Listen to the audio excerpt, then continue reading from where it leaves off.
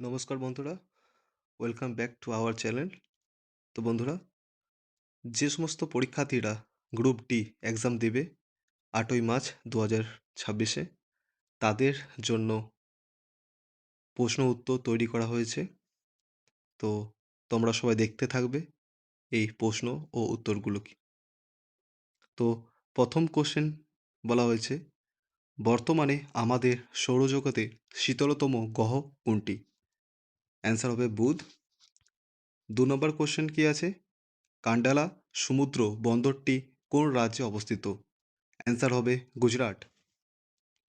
দুটি স্তূপ পর্বত এর মধ্যবর্তী অংশকে কি বলে? অ্যান্সার হবে গস্ত উপত্যকা।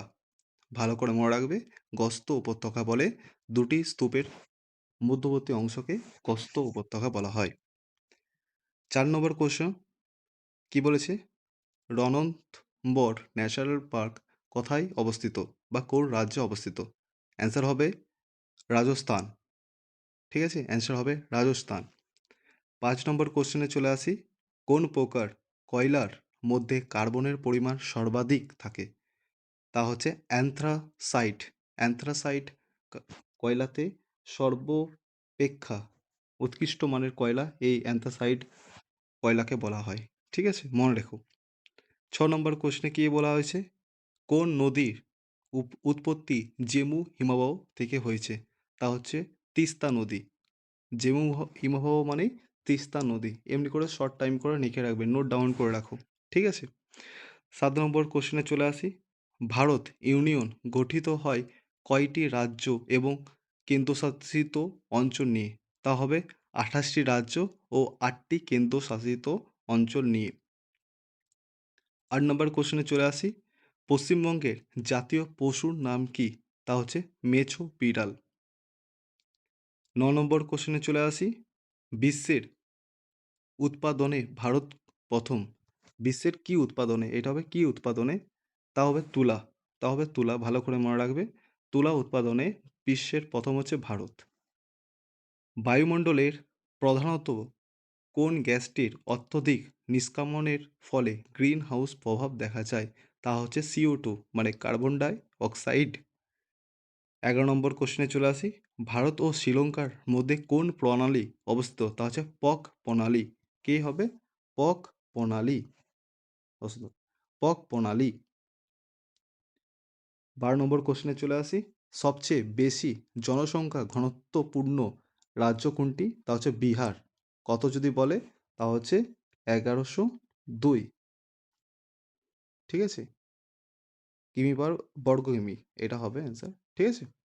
তো 13 নম্বর কোশ্চেনে চলে আসি, কেরালার উপকূল ভাগ কি নামে পরিচিত? তা হচ্ছে মালাবার উপকূল নামে পরিচিত। মালাবার উপকূল নামে পরিচিত। 14 দাগে চলে আসি, পৃথিবীর সর্বাপেক্ষা লবণাক্ত সমুদ্র কোনটি? তা হচ্ছে মৃত সাগর বা মৃত সাগর। 15 নম্বর কোশ্চেনে চলে আসি, কোন শহরকে ভারতের ম্যানচেস্টার বলা হয়? তা হচ্ছে আমেদাবাদ। এমনি কোশ্চেন আসবে বন্ধুরা, এত সহজেই কোশ্চেন আসবে। সবাই ভাবছো যে এত সহজ কোশ্চেন। হ্যাঁ, এমনি কোশ্চেন পড়বে। তোমরা অবশ্য গ্রুপ সিতে দেখে নিয়েছো কেমন কোশ্চেন এসেছে। খুব সহজ মানের কোশ্চেন এসেছে এবং গ্রুপ ডিতেও না এমনি কোশ্চেন আসবে। চলো নেক্সট কোশ্চেনে চলে যাই।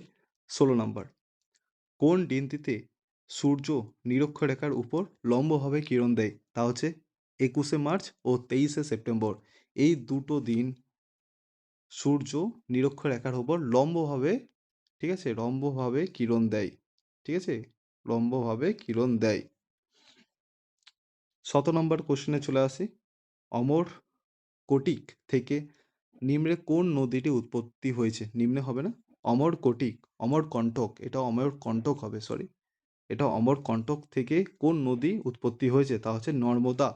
অ্যান্সার হবে নর্মদা। অমরকোটিক হয়েছে অমরকণ্টক। অমরকণ্টক, অমরকণ্টক থেকে কোন নদী উৎপন্ন হয়েছে? তা হচ্ছে নর্মদা নদী।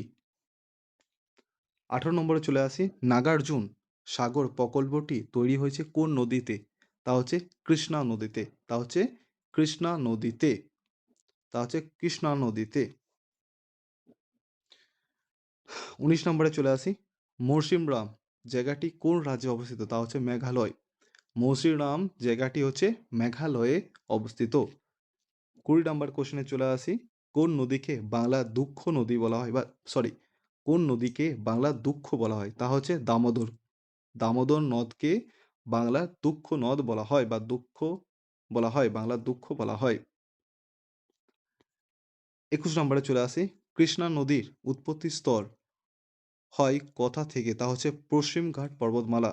কৃষ্ণা নদী উৎপত্তি হয়েছে পশ্চিমঘাট পর্বতমালা থেকে উৎপন্ন হয়েছে। আচ্ছা, 22 নম্বর দাগে চলে আসি। পশ্চিমবঙ্গে দীর্ঘতম সেতু কোনটি? এটা ভেরি ভেরি ইম্পর্টেন্ট। এটা স্টার মার্ক করে রাখলাম, এটা ভেরি ভেরি ইম্পর্টেন্ট। তো এর ক্ষেত্রে জয়ী সেতু হচ্ছে পশ্চিমবঙ্গের দীর্ঘতম সেতু।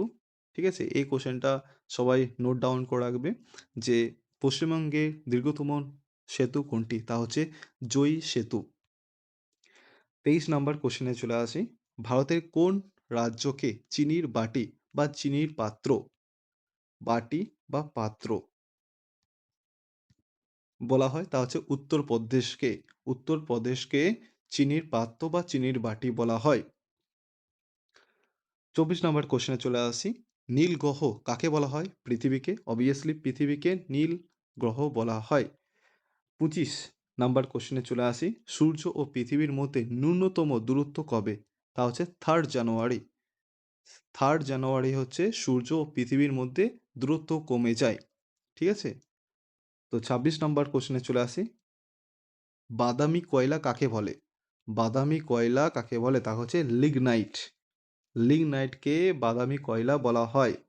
আর উৎকৃষ্ট বা সর্বোচ্চ মানের কয়লা হচ্ছে অ্যান্থাসাইট। ভালো করে নোট ডাউন করে রাখবে। ঠিক আছে, 27 নম্বরে কোশ্চেনে চলে আসে। বাতাসে নাইট্রোজেনের শতকরা পরিমাণ কত?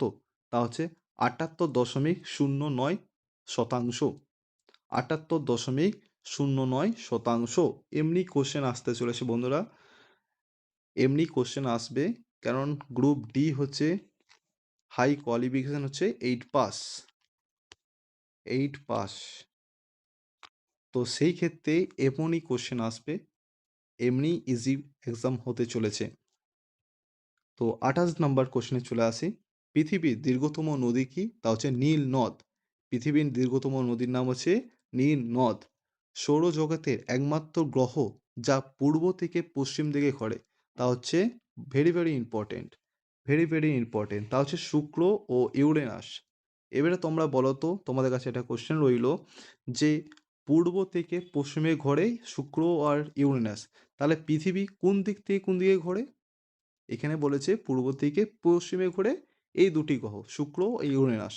তাহলে পৃথিবী কোন দিক থেকে কোন দিকে ঘোরে? এটা কমেন্ট করে জানাবে, এটা কমেন্ট করে জানাবে।